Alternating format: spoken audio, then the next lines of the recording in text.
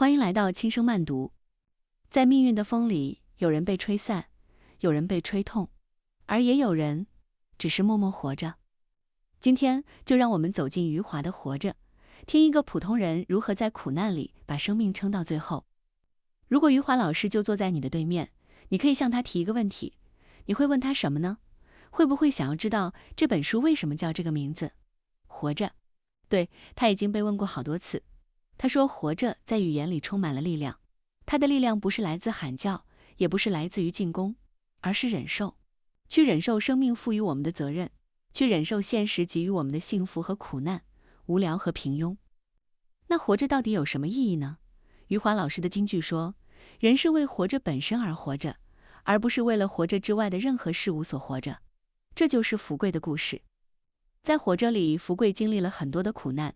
如果从一个读者的角度，从一个局外人的角度来看，福贵的一生除了苦难还是苦难，其他什么都没有。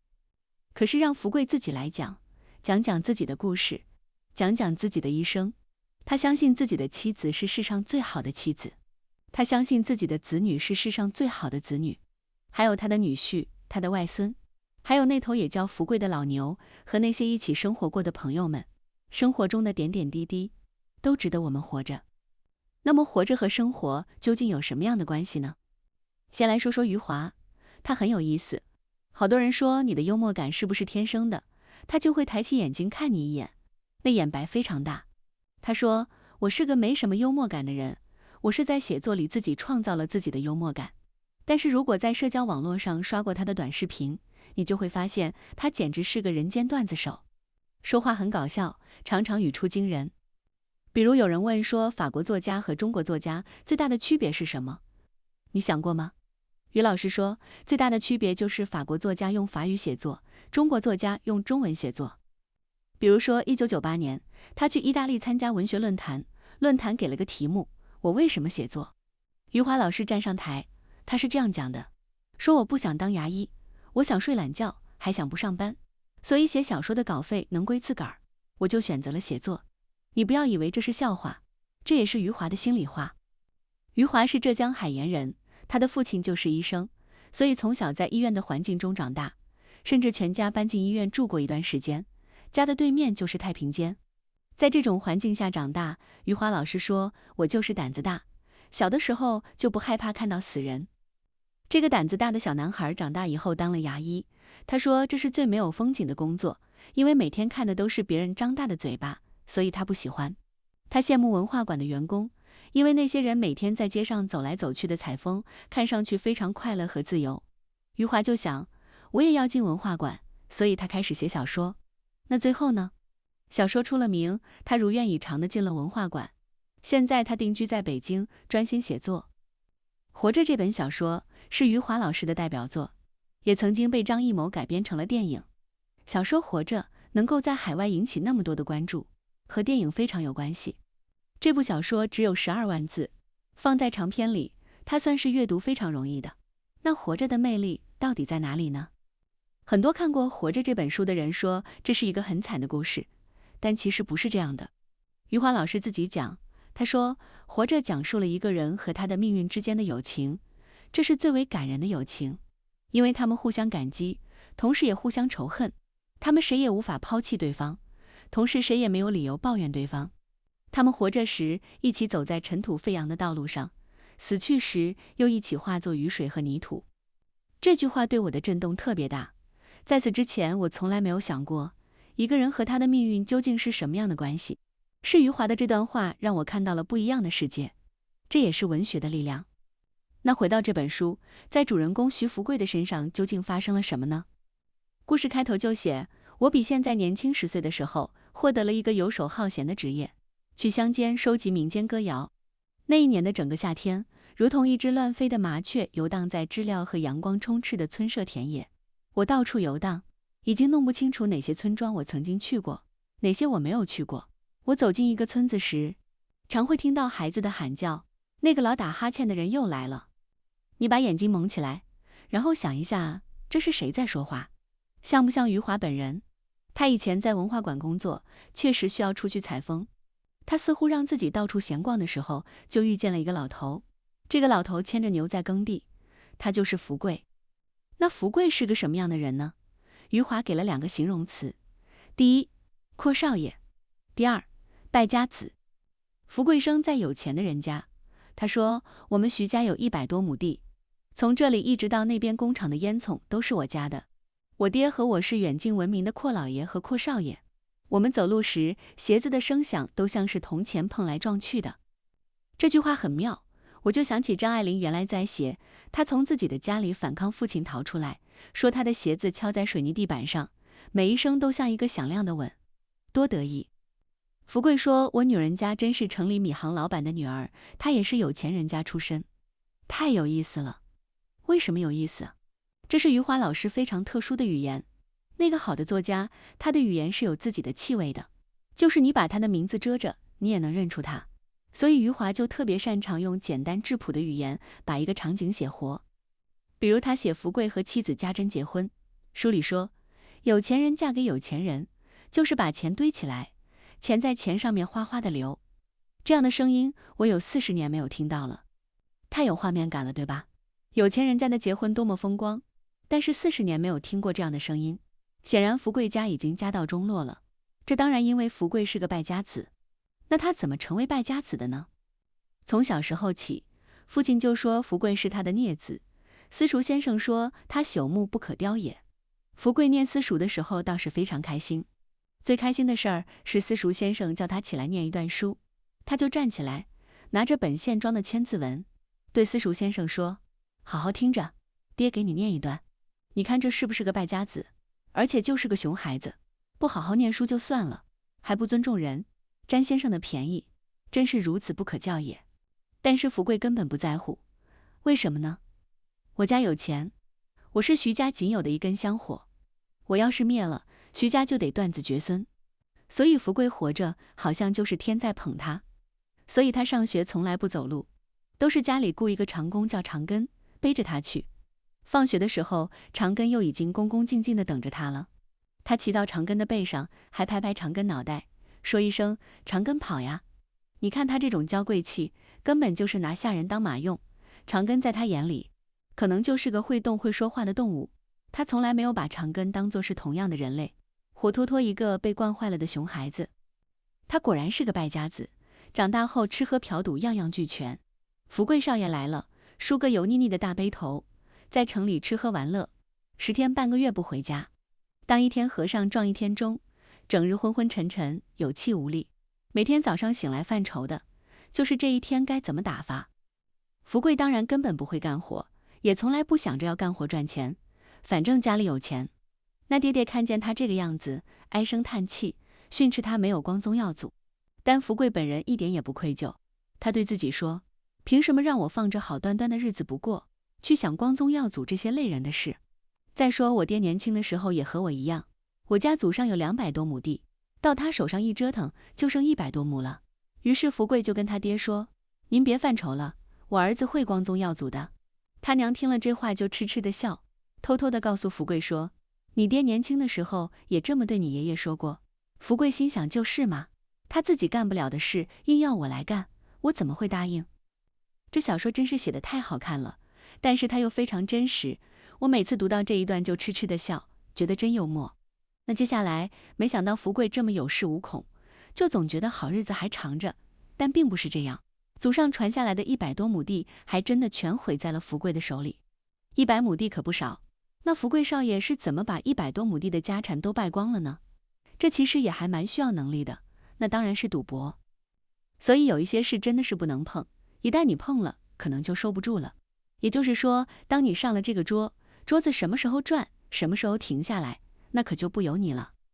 福贵不争气，福贵摆烂，福贵想躺平，当然身边的坏人就格外的多，因为他们围着福贵就能获得利益。坏人教唆着福贵去赌博，半年的光景，100多亩地就被挥霍得一干二净。我们回忆一下，福贵最后一次赌博那一夜，就在那一夜，他把自己的失误都甩锅在了妻子家珍的身上。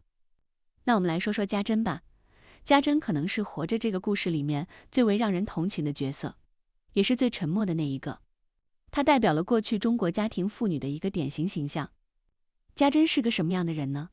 家珍姓陈，她是城里人，她家里也是很富裕的，父亲是开米店的，所以她是城里面长大的姑娘，长得又好，性格也好，喜欢她的人当然会很多。那福贵她是村里的，家里是个大地主出身。家珍还是女学生的时候，穿着月白色的旗袍去上学，福贵正巧在城里，在街道拐角处看到她。家珍一扭一扭地走过来，高跟鞋敲在石板路上，滴滴答答，像是在下雨。家珍那时候长得可真漂亮，头发齐齐地挂到耳根，走去时旗袍在腰上一皱一皱，这个情景写得真好看。而且家珍那种端庄的、有新鲜气息的女学生劲儿呼之欲出，福贵就看傻了。他问旁边的鞋匠说：“那是谁家的女儿？”鞋匠说：“是陈记米行的千金。”福贵回到家，马上就跟他娘说：“快去找个媒人，我要把城里米行陈老板的女儿娶过来。”这就是福贵和家珍的爱情故事。很简单，福贵对家珍一见钟情，要娶她。那媒人上门去一说，家珍就这样嫁了。毕竟福贵家原本也是大户人家，福贵长得也过得去，家珍的父母也没什么可挑剔的，所以家珍心里到底是怎么想的，根本没有人问过，书里也没写，这就是现实。过门之后，家珍便很快地进入了贤妻良母的角色。家珍教养好，她现在才认识了丈夫，可认识了也没有半分的怨言。家珍知道福贵出去花天酒地，但她不发脾气，也不和福贵吵架，就是给福贵做了一次饭，笑眯眯地端给丈夫。她做了4个蔬菜，但吃到最后碗底都是一块猪肉，这什么意思呢？福贵明白了，家珍是在告诉他，说女人实际都是一样的，你别出去拈花惹草了，到最后这不都一样吗？一块肉，你看，家珍聪明吧？聪明的，她念过书，可是家珍传统吧？太传统了，即便念过书，她也依然隐忍温和，就像一个贤良的传统女性。丈夫即便在外面花天酒地，她即便很生气很扎心，也只是用那么委婉的方式提醒了一下丈夫。那这样的提醒有用吗？福贵只是消停了一阵子，又开始重蹈覆辙。这种败家子的懒散堕落是很难改变的，婚姻不会改变她，一见钟情不会改变她，因为她眼里没有别人，她自私，她只想着让自己过得开心。接下来发生了什么呢？福贵最后一次赌博的那天，家珍来了。大晚上的，家珍挺个大肚子找到她，她已经快要生了。她想劝丈夫，你得有点责任心吧，回家去，别赌了。可是家珍也不闹，还是用她特有的方式站在福贵面前，一声不吭，然后跪在他面前。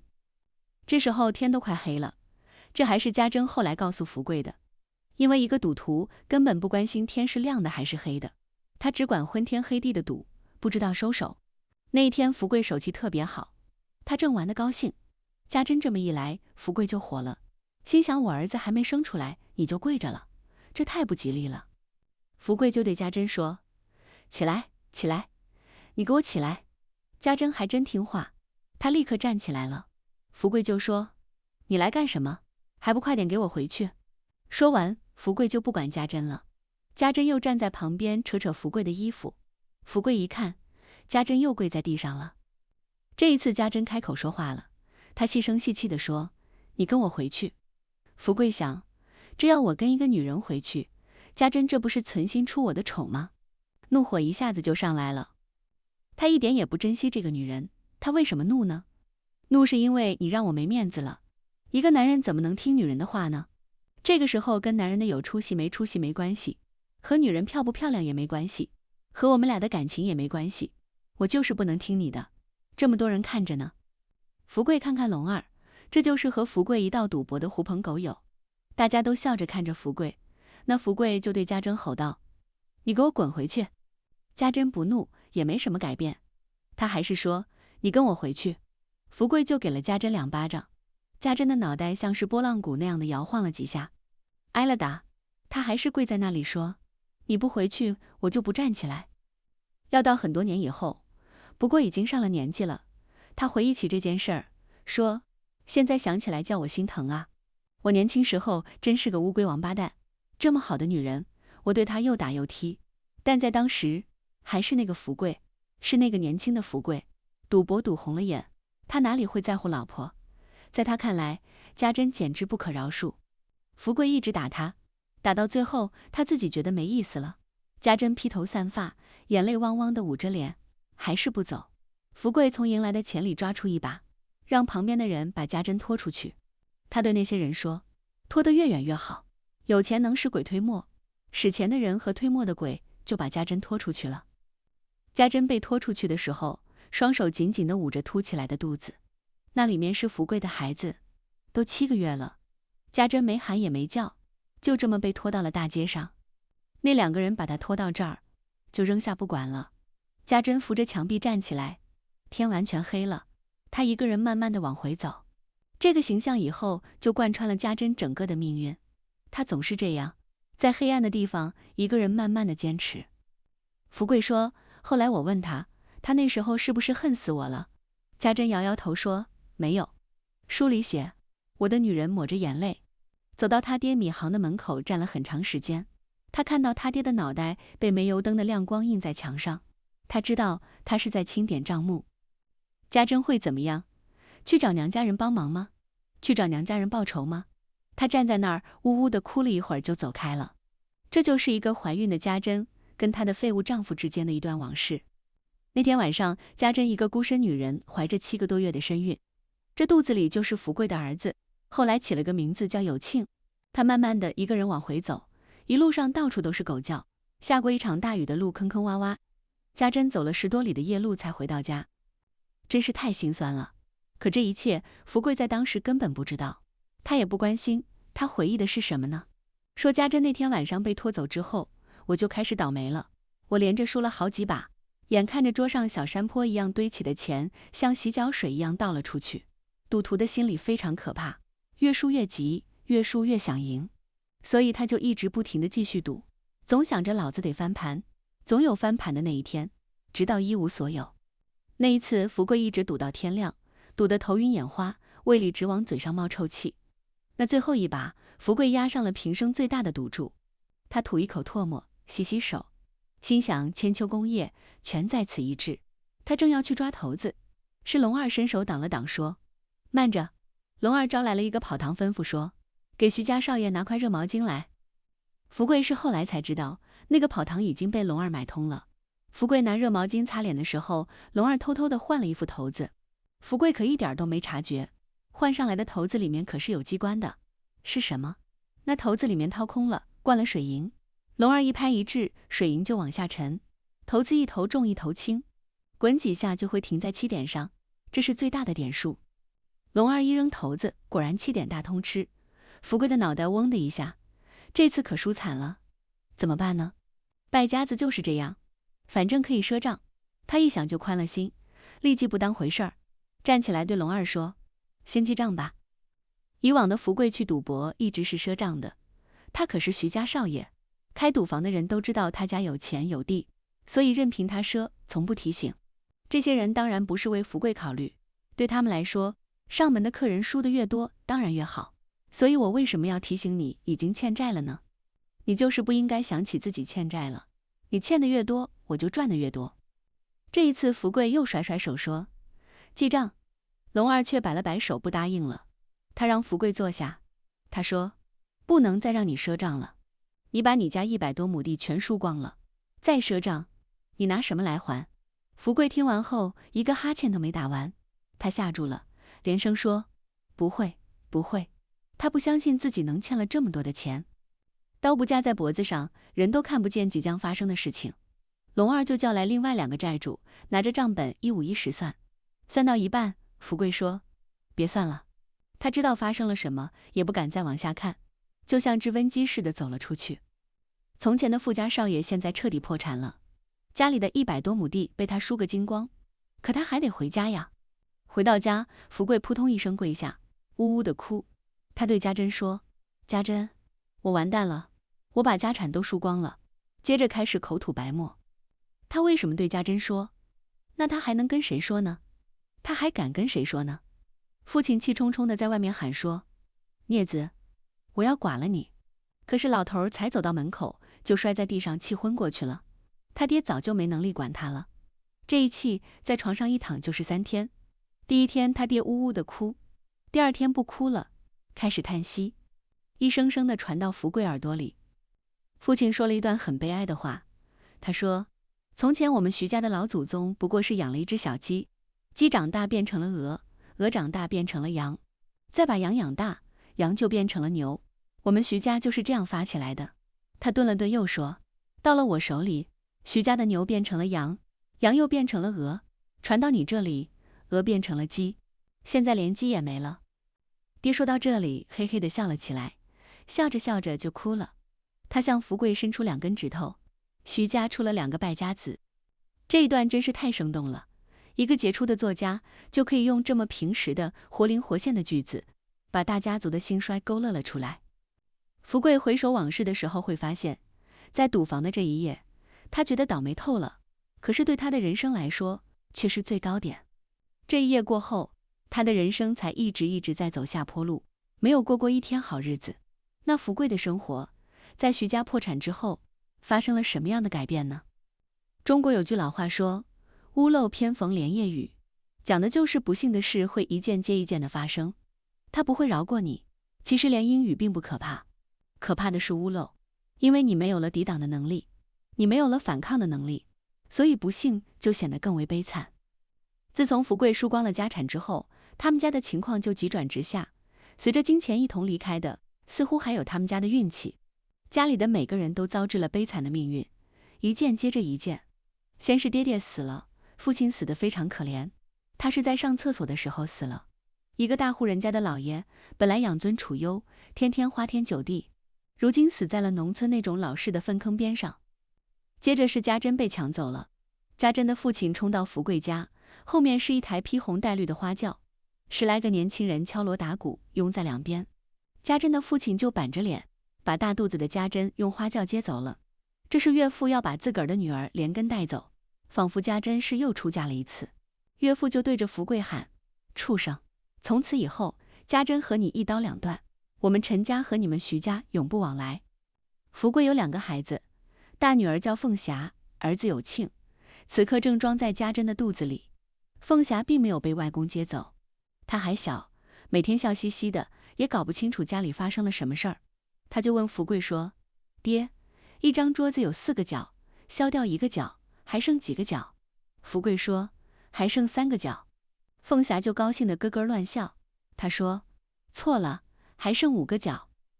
结果小孩子童言无忌，可听了凤霞的话，福贵想笑却笑不出来。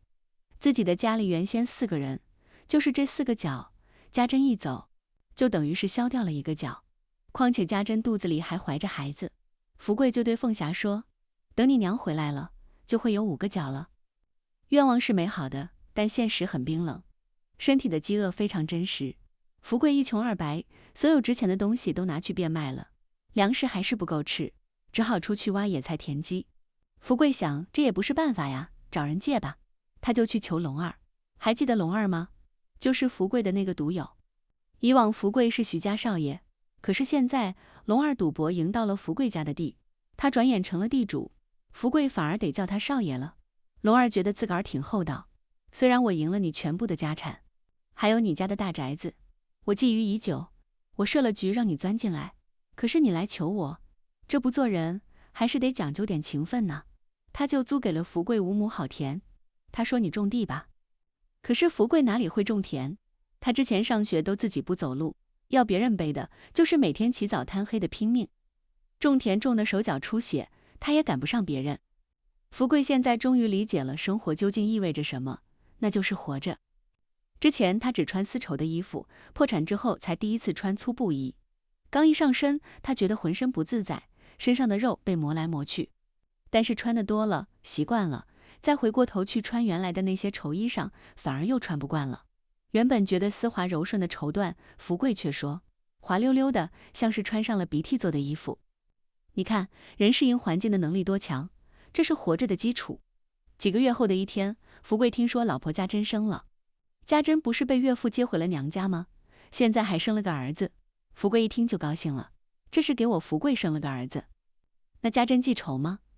这儿子姓徐，起名叫有庆，他是跟福贵姓，他并没有姓陈。那福贵的娘就说家珍要回家了。果不其然，有庆半岁的时候，家珍带着儿子回到了福贵家。那一天，家珍穿着水红的旗袍，打扮得干干净净、漂漂亮亮的，好像这中间很多的事儿都没有发生过。可此时的福贵已经不再是那个少爷了，他刚刚从地里回来，满腿泥，满身汗，这种鲜明的反差真是让人唏嘘。曾经的夫妻，现在看起来就像是小姐和仆人。家珍真是个好女人，福贵能有这样的妻子是天大的福分。用他自己的话说，是我前世做狗叫了一辈子换来的。他本来在娘家日子过得挺舒服，家里不愁吃穿，可他就是要回来，和我一起过苦日子，穿布衣还要下地干活。家珍就是那种最传统的贤妻良母，无论发生什么，她对丈夫不离不弃，她始终认为家是最重要的。那现在妻子带着儿子回家了，一张桌子削掉的一个角，真的变成了5个角了。福贵家的生活有变好吗？有个词叫否极泰来，就是说这事已经坏到极点了，就跌到谷底了，那接下来就会反弹，就会慢慢的回暖。但这个词用在福贵的身上不恰当，他的命运不是这样，他似乎永远在往下跌，就没有翻身的机会。家珍回来没多久，福贵的母亲就开始病了，原本只是头晕，后来会突然晕倒，站也站不起来。家珍就拿出她从娘家带回来的银元交给福贵，让他去城里给妈妈请大夫，这可是家里最后的2块银元了。可是没想到福贵往城里去请大夫，这半路上就遇见了军队，他就被抓去参了军，这一走就是2年，整整2年。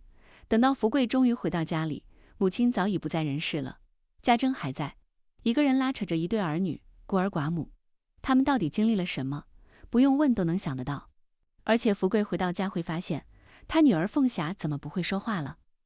福贵问家珍才知道，凤霞发了一场高烧，也耽误了请医生，看不起病，好了之后就烧坏了，再也不会说话了。一个水灵灵的姑娘，现在又聋又哑，福贵也心疼。他还记得凤霞脆生生的叫他爸爸，凤霞当时那么活泼。他毕竟是回家了，人还活着，家人能在一起，福贵又觉得这就是莫大的幸福。他这么想着，也就尽自己最大的努力护着自己的家人周全。可是命运却好像偏偏要跟这样逆来顺受的人作对。我们来说说福贵的一双儿女。福贵的儿子有庆是个好孩子，都说穷人家的孩子早当家，有庆没赶上好日子。他小小年纪就知道家里的生活不容易，懂事的让人心疼。有庆要帮着家里割草，喂2只羊。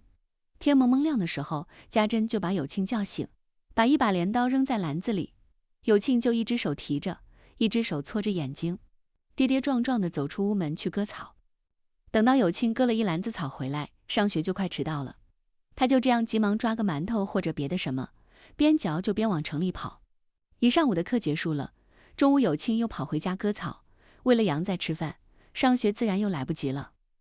10多岁的有庆一天要往学校跑2回，来回就是50多里路，每天50多里，1年下来这有多少路？他还是个孩子，就每天这样跑，那鞋子当然坏得快。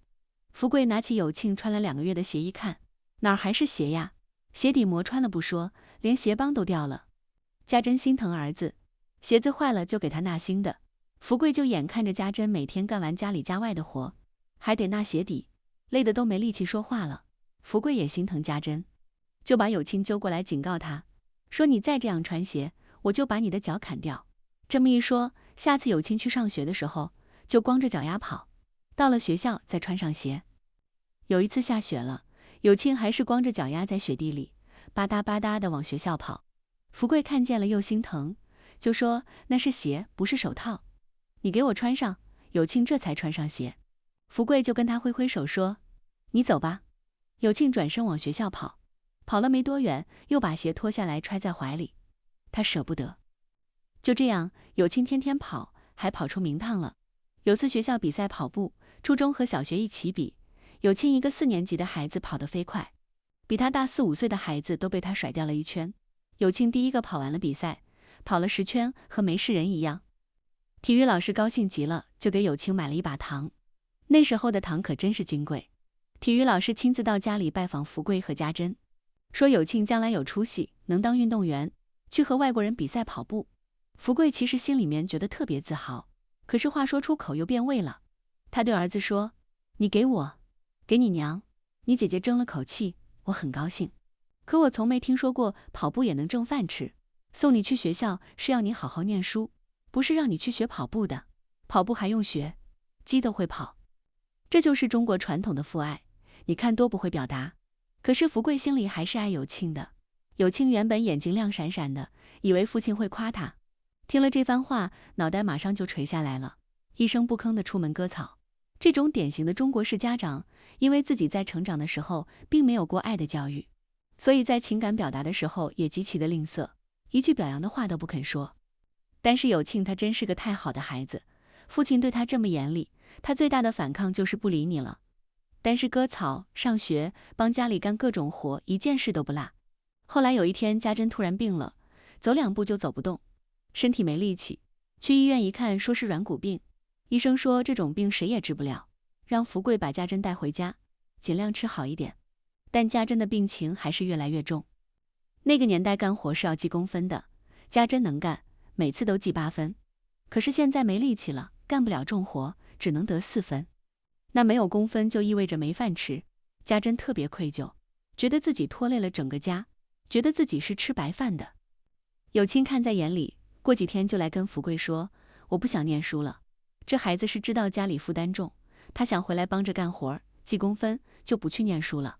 其实福贵之前也想过要让有庆退学，但家珍不同意。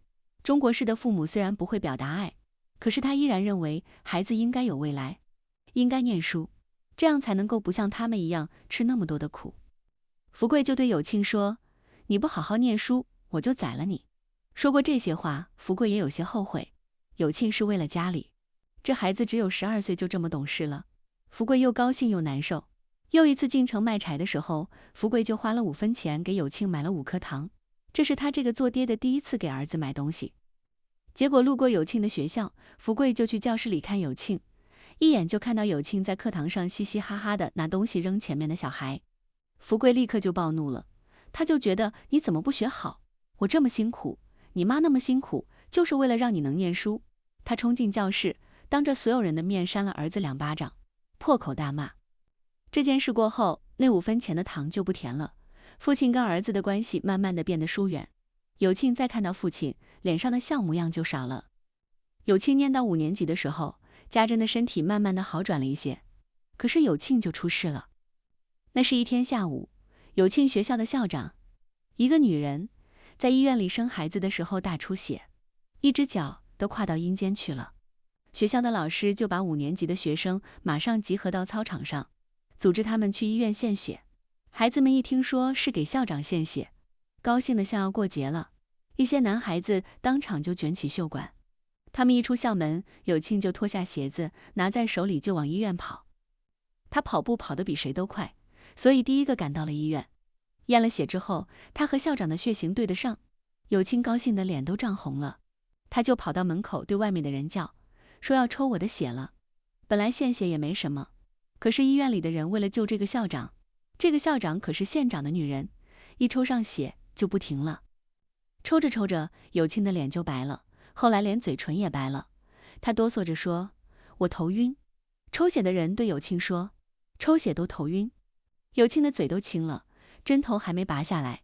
等到有庆脑袋一歪摔在地上，那人才慌了，去叫来医生。医生蹲在地上拿听筒听了听，说心跳都没了。医生也没怎么当回事，只是骂了一声抽血的说：“你真是胡闹！”就跑进产房去救县长的女人了。等福贵收到消息，赶到医院的时候，医生看了福贵很久，问他：“你有几个儿子？”福贵的腿马上就软了，站在那儿哆嗦。他说：“我就一个儿子，求你行行好，救活他吧。”医生点点头，表示知道了。接下来医生又说：“你为什么只生一个儿子？这怎么答呢？”福贵急了，就问他说：“我儿子还活着吗？”医生摇摇头说：“死了。”有庆就这么死了，死得特别轻易，特别不真实。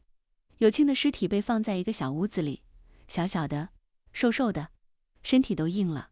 福贵抱着他放声大哭，他就想，我之前还凶有庆，不让他穿鞋，还打他，还骂他，唯一一次给他买糖，结果在同学面前扇了儿子2巴掌，让有庆丢尽了脸。现在后悔还有用吗？有庆已经死了，这些遗憾都再也没办法弥补了。福贵伤心的见人就发疯，他冲上去乱叫，挥拳大吼：“你杀了我儿子！”有个穿中山装的男人走过来问他说：“你是徐有庆同学的父亲？”这个人就是县长，就是他老婆夺走了有庆的命。福贵抬脚就向县长肚子上蹬了一脚，正要继续打的时候，县长突然问说：“你是不是福贵？”福贵说：“我今天非宰了你。”县长站起来对他叫道说：“福贵，我是春生。”县长这么一叫，福贵就傻了，他朝那个人看了半晌，越看越像，就说：“你真是春生？春生是谁？还记得之前福贵被拉去当兵，打了2年的仗吗？春生是跟福贵一起被拉去当兵的人，是他出生入死的战友。他跟福贵最亲热，可是后来走散了，他们都以为对方战死了，没想到春生没死，他改了个名字叫刘解放，还当了福贵的县长。生死之交的战友重新见面，又哭又笑，想起已经死去的其他战友，他们哭着哭着想起现在2个人还能见面，他们又笑，笑着笑着，福贵又想到了我儿子死了，抹着眼睛又哭。他说：“春生，我儿子死了，我只有一个儿子。”春生也叹口气，说：“怎么会是你儿子呢？”福贵此时也冷静了，他也不再想杀什么人。他对春生说：“春生，你欠了我一条命，你下辈子再还给我吧。这笔账要怎么算才能算得平呢？谁也说不清楚。”福贵回到家，他看着家珍，也不知道该怎么说，他就骗家珍说有庆没什么事儿，自己偷偷的把有庆埋了。到了第2天傍晚，他依然骗着家珍，可是家珍坚持要福贵把他背出去。他说：“我想到村西头去看看，那个地方埋着有庆。”福贵嘴里说好，腿脚怎么也不肯往那个地方去。家珍就轻轻地说：“福贵，你别骗我了，我知道有庆死了。”福贵背着家珍，他的脖子上越来越湿，他知道那是家珍的眼泪。家珍说：“让我去看看有庆吧。”母亲就到了儿子的坟前，这一段我就不讲了，我就不敢读，大家可以自己去看。家珍从坟地回来，就让福贵再背着他到村口去看看。福贵的衣领都湿透了，家珍哭着说：“有庆不会在这条路上跑来了。”福贵看着那条弯曲着通向城里的小路，听不到我儿子赤脚跑来的声音，月光照在路上，像是洒满了盐。这句话是《活着》这本书里给我印象最深的一句话，太凄凉了。月光洒在路上，像是洒满了盐。不知道有多少伟大的诗人描写过月亮，还有无数的作家，他们笔下也写过月亮，可是没有人像余华这样写，说月光像是洒下来的盐，它一点都不诗意，全是真实的。盐是眼泪的味道，盐也会让伤口更痛。盐是福贵这样平凡又普通的吃苦的人最熟悉的东西。此刻福贵看到月亮，根本体会不到什么诗意，那就是家珍留在他脖子上的眼泪，还有被盐腌渍的那个伤口。有庆的故事就是这样。我们再来说说福贵的女儿凤霞的故事。福贵的一家都是苦命人，凤霞也不例外。她小的时候发过一场高烧，醒来就不会说话了，变得又聋又哑。福贵被抓走当兵的时候，女儿还活泼伶俐的。回到家，凤霞就已经成了残疾人。等到凤霞长到12、13岁的时候，有庆要上学了，家里负担太重，福贵和家珍就开始盘算，想要找户人家收养凤霞，把女儿送走。女儿在家多一张嘴，家里没有那么多钱养她，把她送走了，就有钱供我儿子上学了。问了一大圈，很多人都嫌凤霞年纪大了，不肯收养。终于有一户人家愿意带凤霞走，毕竟孩子到了这个年纪已经能干活了。凤霞过去是要伺候2个老人，跟着别人走的时候，凤霞的眼泪在脸上哗哗的流，她哭得身体一抖一抖的。凤霞哭起来一点声音也没有，就是时不时的抬起胳膊擦眼泪。福贵知道凤霞不停地擦眼泪是为了看清楚他爹的脸。凤霞走后，一家人心里都不是滋味。弟弟有庆的反应最大，因为父母都特别得忙，老在地里干活，要去上工。有庆是姐姐一手带大的，现在姐姐走了，有庆就闹着不要上学，要姐姐回家。福贵气得打他，这一顿暴揍，有庆的屁股肿得连坐都没法坐下来。即便是这样，有庆还是一心盼着姐姐能回来。没想到有一天深夜，外头突然有人敲门，一开门原来是凤霞，她真的跑回来了。一家人就抱着呜呜的哭，福贵在那挣扎了很久，他就背着凤霞要把她送回去，他也没什么给凤霞的，就想着让我再背你一回吧。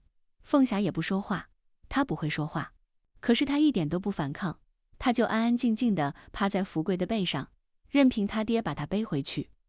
他的脚在空中一荡一荡的，不挣扎，福贵就背着凤霞往外走。走了一段路，看人的影子，突然就觉得为什么呢？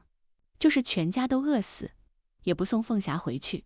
他又把女儿领回来了，这一家人终于能在一起了。虽然生活还是那么难，但毕竟一家人是在一起的，这就是活着的意义。好多人看活着都觉得不忍心，因为太惨。但作者余华说，在旁人眼中，福贵的一生就是在苦熬，因为他一生都是不幸的。可是余华相信，福贵更多的感受到了幸福。比如说，被送走的女儿凤霞能重新接回家，一家人一起努力的生活在一起，一家人共同努力对抗生活，或许也不完全是苦涩，总还是有那么一点点快乐的记忆，就为了这一点点甜，日子就能往下过。这是中国很多普通人最老实的想法，也最动人的活法。不过余华老师自己也讲，活着是关于一个人一生的故事，因此他也表达了时间的漫长和短暂，表达了时间的动荡和宁静，这些全都是跟你的心理感受有关。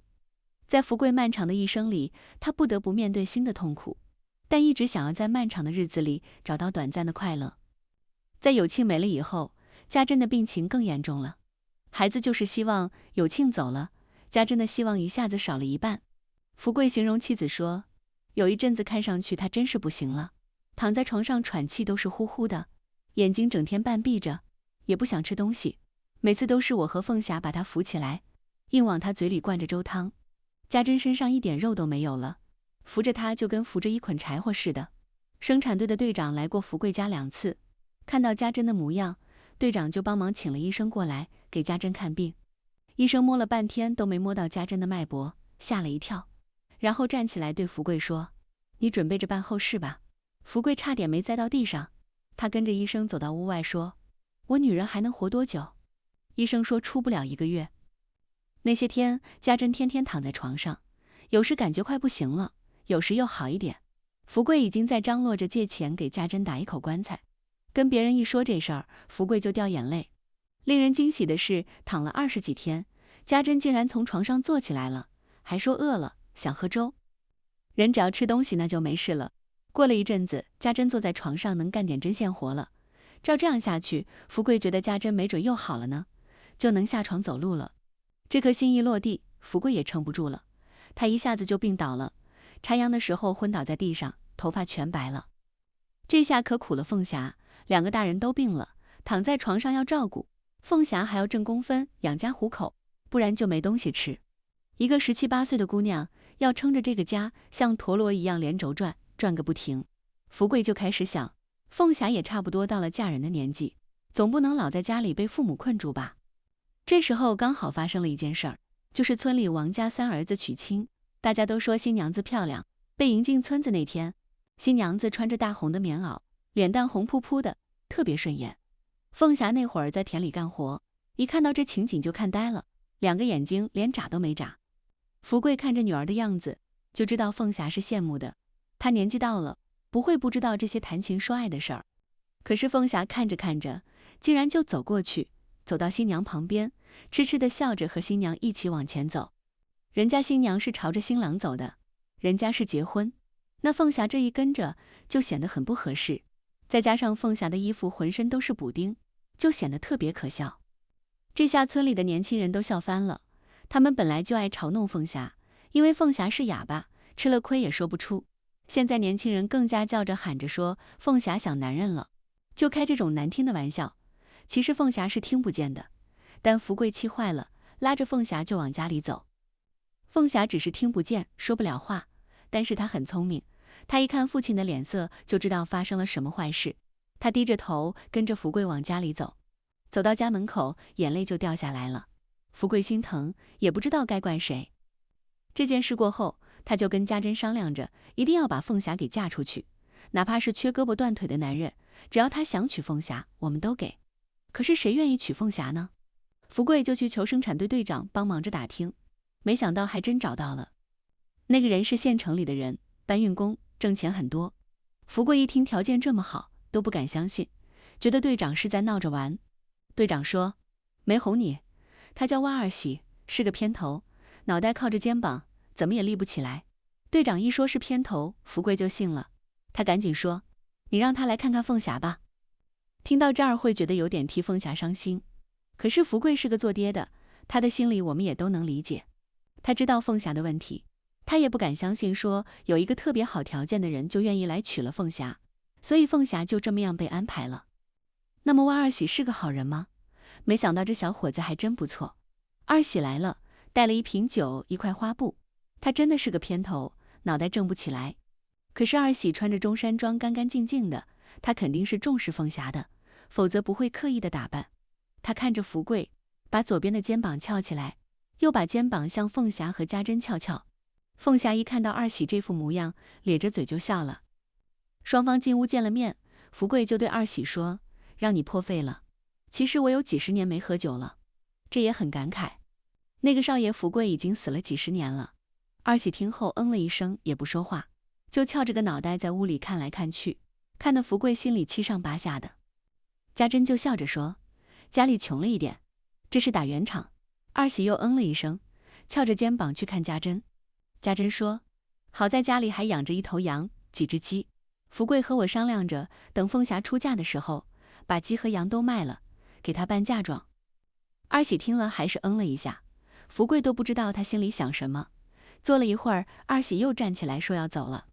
福贵觉得这亲事算是完蛋了，估计人家嫌我们家太穷，看不上我们。没想到到了第二天，二喜带着5、6个人拉了一辆板车，又来福贵家。一见到福贵就说，屋顶的茅草该换了，我拉了车石灰，粉粉墙。这时候福贵才知道，二喜翘着肩膀东张西望，不是嫌他们家穷，二喜是真心要娶凤霞，要给家里办事。二喜想得周到，他带了人来干活，肉也买了，酒也备了，然后在家里帮着割菜、生火做饭。福贵什么心也不用操，家珍笑得用手抹眼泪。这么一个踏实能干又有钱的人，还愿意娶凤霞，凤霞自己也乐意。没过多久，二喜和凤霞就结婚了。婚礼风风光光的，二喜带来了20多个人，全穿着中山装，10几双锣同时敲着，2个大鼓擂的咚咚响，兜里塞得鼓鼓的全是糖，一见孩子就往他们身上撒。二喜还拆了2条烟，见到男人就往他们手里塞。村里别人家娶亲嫁女的时候，抽得最好的烟是飞马牌。二喜把大前门一盒一盒的送人，派头真大，把别人家都比下去了。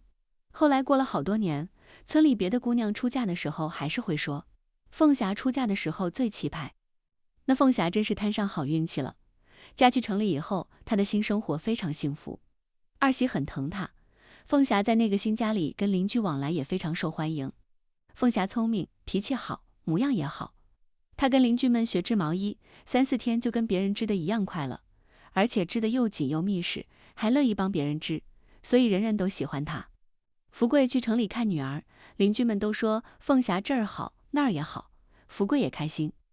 很快凤霞又怀孕了，她跟二喜手拉着手，带着黄酒豆子回娘家来，跟福贵和家珍说，有了身孕之后，二喜更疼爱凤霞了。疼爱到什么地步呢？到了夏天，屋里蚊子多又没有蚊帐，天一黑，二喜就躺到床上去喂蚊子。他让凤霞在外面坐着乘凉，等把屋里的蚊子都喂饱，不咬人了，二喜才叫着凤霞进屋去睡。有几次凤霞进去看二喜，二喜就着急把凤霞推出去。二喜的邻居让他买点蚊帐，二喜笑笑不作声，抽空悄悄对福贵说，债不还清，我心里不踏实，我一个人蚊子多咬几口，捡不了什么便宜。凤霞可是2个人，二喜愿意帮着福贵家还账，愿意把凤霞的娘家扛在自己的背上，他真心实意的相信，他跟凤霞会过上好日子的。书里这一段多甜，就这样甜甜蜜蜜、顺顺利利的下去就好了。可是到了生产的那天，是个大雪天，凤霞进了产房，一夜都没出来，左等右等，天都完全亮了，凤霞还没出来，家珍急得脸都青了。后来出来个医生问福贵和二喜，说要大的还是要小的。二喜扑通就跪在了医生跟前，哭着喊：医生，救救凤霞，我要凤霞。二喜在地上跪着哇哇的哭，福贵把他扶起来，劝他别这样，说只要凤霞没事就好了。俗话说，留得青山在，不怕没柴烧。二喜就呜呜的哭，说我儿子没了。到了中午，里面有个医生出来说，生了，是儿子。二喜一听就急了，跳起来叫说，我没要小的。医生说，大的也没事儿，凤霞也没事儿。我们真是高兴的眼泪都快出来了。福贵眼前就晕晕乎乎，年纪一大，突然之间听到这消息，就高兴的要晕过去，身体折腾不起了。福贵就对二喜说，现在心放下来了，能睡觉了，我去睡会儿，过会儿来替你。没想到福贵一走，凤霞就出事儿了。福贵走了才几分钟，好几个医生就跑进了产房，还拖着氧气瓶。凤霞生下孩子以后大出血，怎么都止不住，天黑前断了气。凤霞和别人不一样，她不会说话，所以她也没声音。就这样，一点声音都没有的凤霞就没了。福贵后来说，我的一对儿女都是生孩子生死的，有庆死是别人生孩子，凤霞死是自己生孩子。这句话说得很平淡，但是好扎心。余华老师说，我写了那么多长篇小说，活着是最没有技巧的一部，正是因为它没有任何技巧，所有的东西都自动暴露出来的。这样的作品其实是最难写的，因为没有技巧，什么都无法掩盖。你写的时候要很真诚，所以活着就是用最简单的语言表达最真诚的情感，所以才能够打动人，因为你相信这些事情都曾经发生过。就这样，福贵和家珍接连失去了2个孩子，白发人送黑发人，原本就有病的家珍再也撑不下去了。凤霞走了以后不到3个月，家珍也死了。家珍知道自己快死了，临走前的那些日子，她反倒显得很开心。这个世界对她来说也没有什么放不下的东西了。家珍就一遍一遍地跟福贵说，这辈子也快过完了，你对我这么好，我也心满意足。我为你生了一双儿女，也算报答你了。下辈子我们还要一起过。这是家珍的真心话。不管福贵怎么待她，不管福贵年轻的时候犯了多少错，福贵自己都骂自己是个乌龟王八蛋，可是家珍都不记得，她只记得福贵的好。像家珍这样的人，他们看见的都是别人的优点，他们咽下的都是生活的磨难，最后他们留下的都是福分和感激。家珍安安静静地走了。到了这里，原本一大家子人只剩下了福贵、女婿二喜带着刚出生的小外孙，3个男人孤零零地活在这个世上。都说活着沉重，也许是每个人的心里面都有非常柔弱的一部分，所以才会觉得伤心、畏惧或者是难以下咽。但是每个生命又有非常柔韧的部分，就像活着里面的那些人。福贵没了儿子，没了女儿，现在有女婿二喜，还有刚出生的小外孙，3个男人在这世界上相依为命，可是日子还是要往下过，人还是要活着。福贵的这个小外孙的名字叫苦根，这个名字也有点沉重，他是这个家留下来的根，可他真的是苦。名字是家珍起的。家珍见到孩子的时候一点都没笑，她眼睛定定地看着孩子，手指放在他脸庞，家珍的神态就和她看死去的女儿凤霞的神态一模一样。这种复杂的表情背后，家珍在想什么呢？她高兴吗？肯定也是高兴的。凤霞留下了这样的一点骨血，她难过吗？也是难过的。这种苦说不出来，就是因为要生这个孩子，她没了凤霞。这种矛盾又复杂的心情，余华就是简简单单的写了这么一句，而且非常克制。家珍看了一会儿这个小宝宝，她说，这孩子生下来就没了娘，就叫他苦根吧。苦根还有自己的父亲二喜，二喜怎么养孩子呢？书里写，二喜花钱请人做了个背兜，苦根便整天在他爹脊背上。二喜干活的时候也就更累，他干搬运，拉满满一车货物，还得背着苦根，呼哧呼哧的，气都快喘不过来了。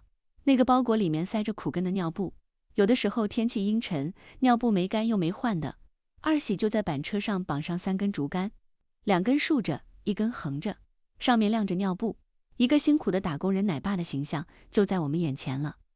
二喜养孩子也算细心，他听一下苦根的哭声，就知道他是饿了还是拉了。要是背着沉了些，二喜也不会觉得是负担，就会高兴，说苦根又长大了。福贵想帮帮二喜，把苦根带回乡下去养着。但二喜说离不开苦根，凤霞没了，儿子就是他现在生活唯一的支柱。爱真的是很神奇。苦根还是个不会说话的婴儿，他要完全依赖父亲。但实际上，苦根也在精神上支持着二喜，有他存在，二喜才不会倒下，二喜才能挨着，他的生命就有了意义。如果不是有苦根，也许二喜就会和家珍一样，心灰意冷，就此消沉。现在一切都是为了苦根。二喜那么能干，他把苦根健健康康的带大了，很快苦根就能认人了。他认识福贵，叫他爷爷，福贵就更频繁的去城里看他们，一闲下来就去。毕竟在村子里，福贵也是一个人，孤零零的，心里不踏实。一来二去的，福贵也不想跑了，二喜也愿意让福贵留下来，陪着苦根。这三代人就在城里一道住了，也有个照应。这样的生活很平静，直到苦根4岁那年，悲剧再一次降临到了福贵家。这一次，二喜死了。二喜是被2排水泥板夹死的。干搬运这活，一不小心就会磕伤碰伤，小毛病擦擦药水，挨2天也就过去了。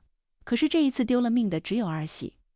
那一天，二喜和其他几个同事往板车上面装水泥板，吊车吊起4块水泥板，不知道出了什么差错，竟然往二喜那边去了。谁都没看见二喜在里面，只听见他大喊一声苦根。这一喊，二喜的伙伴们才发现出了事故。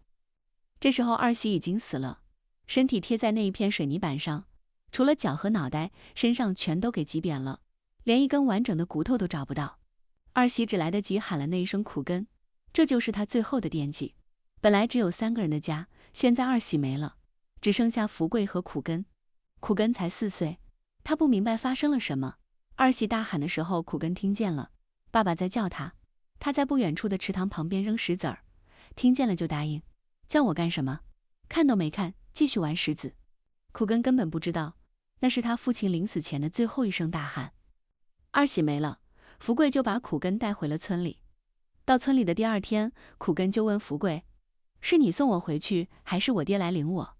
福贵说：“你爹不会来接你，我也不会送你回去。你爹死了。”到了晚上，福贵就仔细地跟苦根说，人死了是怎么回事儿，死了就要被埋掉。苦根终于开始懂了，他知道自己见不到爸爸了，虽然他也不太明白什么是死。他呜呜地哭，一直哭到睡着。就这样，祖孙2人相依为命。没过多久，村里的种地改成包产到户了。福贵年纪大了，苦根又太小，哪里干得了那么多活，生活愈发艰难。苦根就帮着福贵割稻子、摘棉花，各种各样的活都能干。尽管日子那么难，可福贵觉得有苦根，人活着就有劲头。爷孙俩经常一起坐在门槛上看夕阳，看家里养的2个老母鸡，嘚嘚嘚嘚跑来跑去。福贵就想起自己的父亲在世的时候曾经说的话：这2只鸡养大了变成鹅，鹅养大了变成羊，羊大了又变成牛。他跟苦根说：等着吧，我们也就越来越有钱。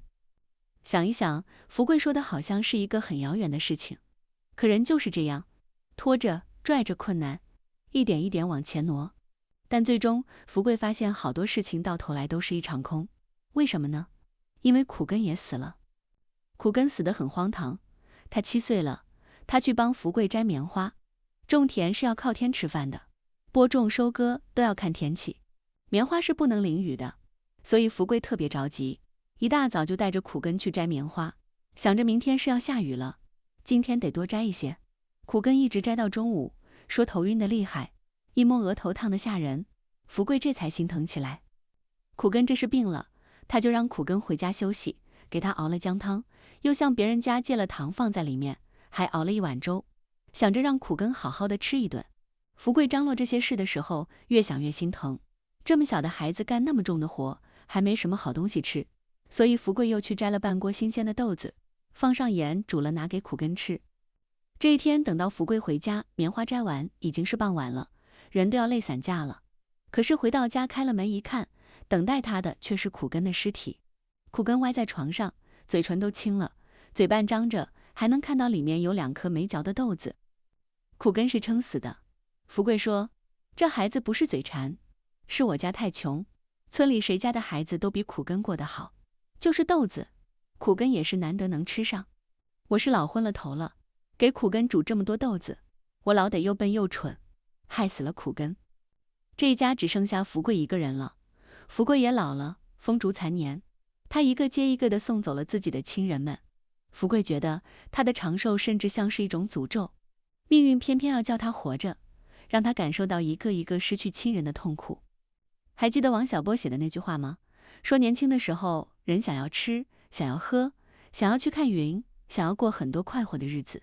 可是慢慢的，人就像挨了重锤的牛，就是被生活的重锤一锤一锤的砸下来，砸到了完全沉默，不能反抗，说不出话来。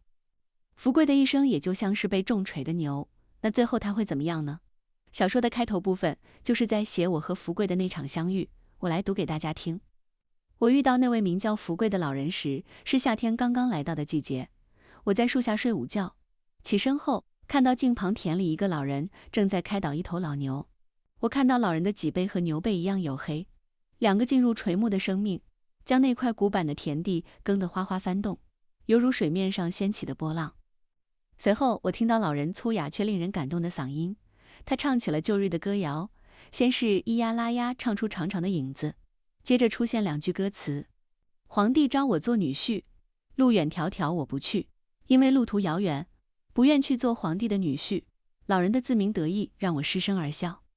可能是牛放慢了脚步，老人又吆喝起来：二喜有庆，不要偷懒，家珍、凤霞耕得好，苦根也行啊。一头牛竟然会有这么多名字。我好奇地走到田边，问走近的老人：这牛有多少名字？这牛叫福贵，就一个名字。可你刚才叫了好几个名字。老人高兴地笑起来，他神秘地向我招招手。当我凑过去时，他欲说又止。他看到牛正抬着头就训斥他：你别偷听，把头低下。牛果然低下了头。这时老人悄声对我说：我怕他知道只有自己在耕田，就多叫出几个名字去骗他。他听到还有别的牛也在耕田，就不会不高兴，耕田也就起劲了。老人黝黑的脸在阳光里笑得十分生动，脸上的皱纹欢乐地游动着，里面镶满了泥土，就如布满田间的小道。这位老人后来和我一起坐在了那棵茂盛的树下，在那个充满阳光的下午，他向我讲述了自己。这就是福贵整个的故事。他老了，老的只有一头牛和他作伴。这头牛和他一样也那么老，老的就快要被宰掉了，歪着脑袋，吧嗒吧嗒的在牛市场上流眼泪。那是苦根死后的第2年，正巧福贵去买牛，瞧见他，越看心里越放不下。他觉得这头老牛就像是自己。福贵把这头老的没用了的牛买回了家。别人都觉得不能相信，你是什么冤大头买这样一头牛？可是没想到牛和福贵在一起一直活到现在。福贵说，要是苦根还活着，现在得有17岁了。苦根死的时候才7岁，也就是说，老牛已经陪着福贵整整过了9年。在活着的结尾，福贵牵着老牛渐渐地远去，他的歌声在空旷的傍晚像风一样飘扬。他唱着：少年去游荡，中年想绝藏，老年做和尚。这一首歌谣唱的就是福贵自己的一生。他少年浪荡，到处游玩；中年穷困，想发财，想一夜暴富，绝藏的意思就是发掘出别人埋藏的宝物，发横财。到了老年，福贵孤苦伶仃，像做和尚一样无欲无求。到这里故事就完了。余华没有发表任何观点，他也没有总结，他也不评价，他只是看着，就像我们这些听故事的人。余华曾经说过，作家的使命不是发泄，不是控诉或者揭露，他应该向人们展示高尚。这里所说的高尚，绝不是那种单纯的美好。生活中就有那么多的不美好，有那么多的想不到，还有那么多的意外，可它都真实的存在。那高尚是什么呢？就是对一切事物理解之后的超然，对善与恶一视同仁，用同情的眼光看待世界。从这个意义上来说，活着也是每个人的活着。我们就在这本小说里理解命运，最终和自己的命运和解、相遇，建立最好的关系。今天有一点点的沉重，今天就是这样。如果你喜欢这样的分享，欢迎大家订阅，这将对我有很大的帮助。那我们下次再见。